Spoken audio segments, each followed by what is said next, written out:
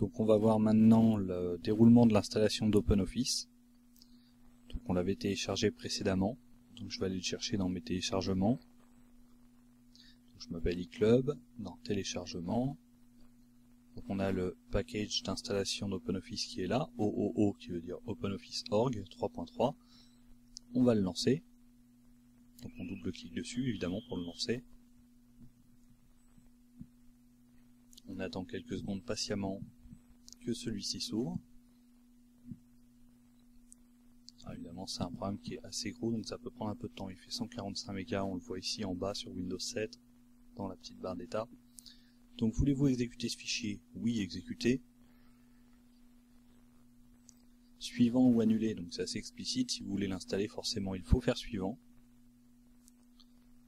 Donc ici il nous propose un dossier de destination, donc par défaut il nous propose de télécharger d'installer OpenOffice sur le bureau, directement sur le bureau. Alors il y a une explication à ça. L'installation d'OpenOffice en fait elle se déroule en deux temps. Il va d'abord décompresser, comme il vous l'explique si on lit le texte un peu au-dessus, d'où l'importance de tout lire. Il va décompresser les fichiers d'installation, d'abord dans un dossier du bureau qui s'appellera OpenOffice 3.3 FR Installation Files, et une fois les dossiers décompressés, il va réellement lancer la vraie installation. On va le voir ensemble, donc là on va faire décompresser. Donc il est en cours de décompression, on a vu apparaître ce dossier sur le bureau, qui est donc un dossier temporaire, ne servant qu'à l'installation. Voilà, et on est maintenant dans l'assistant d'installation, il nous dit bienvenue à nouveau du coup, mais dans l'assistant d'installation cette fois. On va cliquer sur suivant. Nom d'utilisateur, vous mettez le nom que vous souhaitez. Organisation, de la même façon vous mettez l'organisation que vous souhaitez. Installer ce programme pour tout le monde ou seulement l'utilisateur en cours. Alors moi je m'appelle Léon Caïm sur cet ordinateur. Ça peut être tous les utilisateurs du système, ça pose pas de problème. Ça mettra les raccourcis à tout le monde. Donc c'est ce qu'on souhaite, on va faire suivant. Sélectionner un type d'installation. Donc l'installation typique qui va installer les composants de base ou l'installation personnalisée. Le but étant de voir l'installation de façon un petit peu avancée d'une application, on va évidemment mettre installation personnalisée.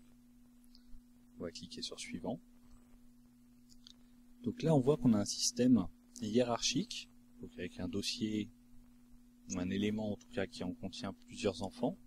Donc on a dedans OpenOffice Writer, Calc, Draw, Impress, Base, Math, qui correspondent aux versions en fait de la suite Office. On a Word, Excel, Publisher, PowerPoint, Access et le gestionnaire d'équations mathématiques.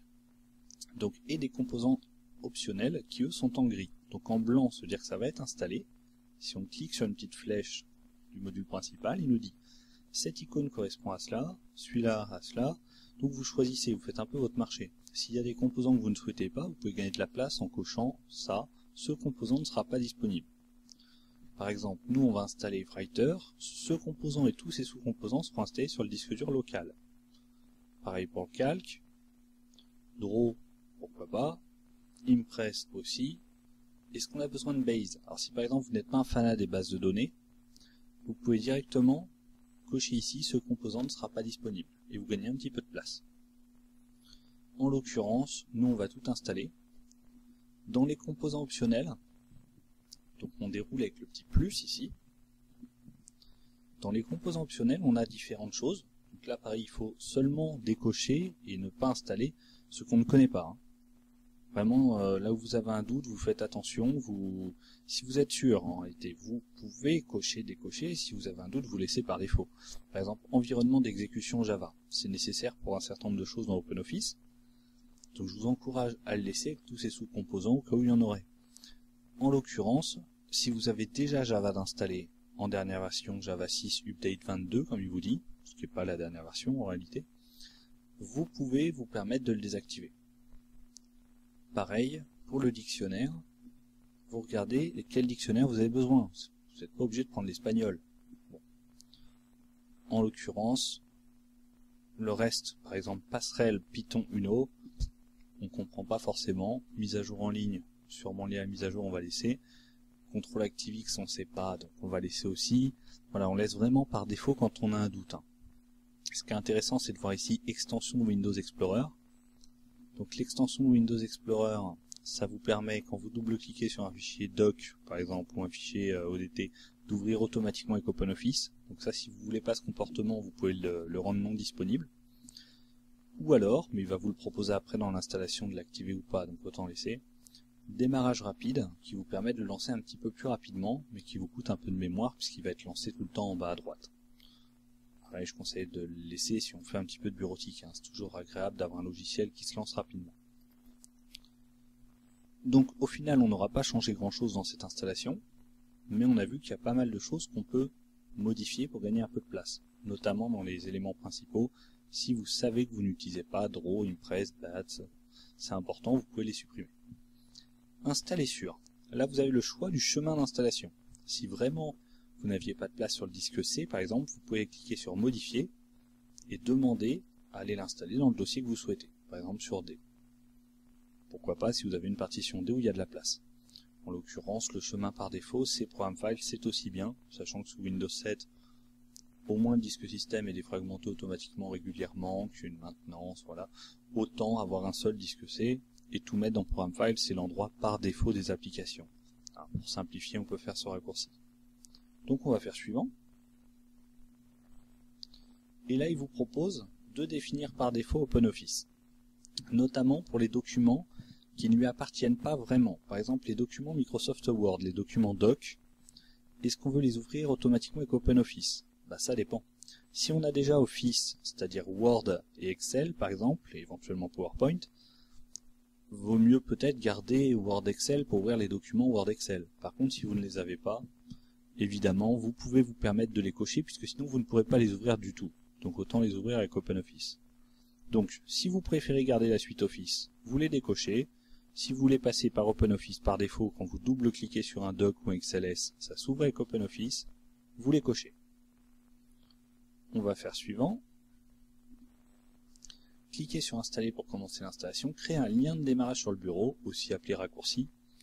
On va le laisser. Installer. OpenOffice est en cours d'installation. On voit qu'il veut nous installer le Java 6 Update 22. Donc Java, c'est une petite librairie de fonctions qui est nécessaire pour énormément de choses, notamment beaucoup de sites web, beaucoup de fonctions web, et quelques programmes installés effectivement qui en ont besoin aussi.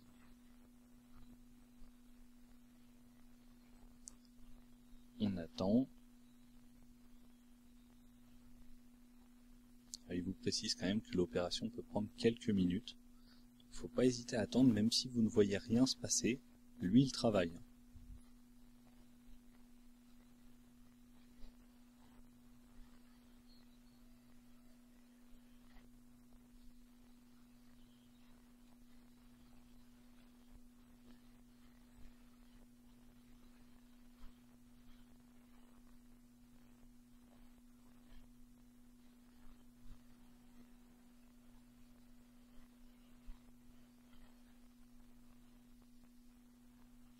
On voit apparaître sur le bureau à gauche le raccourci OpenOffice.org, qui est symbolisé par l'icône d'OpenOffice, les deux petits oiseaux dans une sphère bleue, avec marqué en dessous OpenOffice.org 3.3, ce qui est assez logique, et la petite flèche en bas à gauche qui symbolise les raccourcis, toujours. Il nous dit l'assistant d'installation a terminé. Ça s'est terminé avec succès, c'est mieux. Cliquez sur terminer pour quitter l'assistant. On clique donc sur terminer. Et on a terminé l'installation d'OpenOffice. Simplement, il y a une petite étape supplémentaire. Lorsqu'on va lancer OpenOffice la première fois, c'est quelque chose qu'on trouve dans OpenOffice, mais on peut le trouver dans d'autres logiciels, on a une préconfiguration, on va dire, d'OpenOffice à effectuer, ou un enregistrement, ou une post-installation, comme vous voulez. On clique sur suivant. Il nous demande de rentrer un prénom, un nom, un initial. On n'est pas obligé, mais si on a les propriétés du document qui sont affichées, c'est ce qui apparaîtra. Donc si vous voulez que dans les propriétés de vos documents, on voit votre prénom, votre nom, vos initiales, vous pouvez les rentrer. Il vous propose de faire les mises à jour en ligne automatiquement, en tout cas de les rechercher. Donc, si vous souhaitez avoir une machine où il n'y a pas trop de choses qui tournent en tâche de fond, de façon à ne pas vous ralentir, vaut mieux le décocher. Si par contre vous voulez toujours avoir les dernières mises à jour, il faut le laisser cocher. Donc là c'est une question de choix. Personnellement, je fais mes mises à jour moi-même j'ai pas le besoin qu'il aille les chercher automatiquement, je les mettrai à jour dans 6 mois, 1 an, quand j'estimerai qu'il y a une version qui m'apporte assez de choses. Suivant. Et on arrive à l'enregistrement. Vous pouvez enregistrer pour communauté et aider à prouver à OpenOffice que blabla. Bon, c'est facultatif sans obligation. Si vous n'êtes pas un adepte du libre, personnellement je me suis déjà enregistré une fois, je ne vais pas le faire à chaque fois que j'installe le logiciel, vous pouvez faire je ne veux pas m'enregistrer et cliquer sur terminer.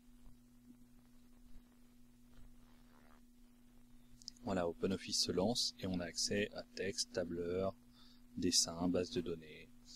Donc si on va sur texte, on reconnaît presque l'interface de Word, hein, c'est l'interface d'OpenOffice Writer, donc OpenOffice Text qui permet d'écrire des textes. Ça ressemble beaucoup à ce qu'on avait sous Word 2003 à l'époque.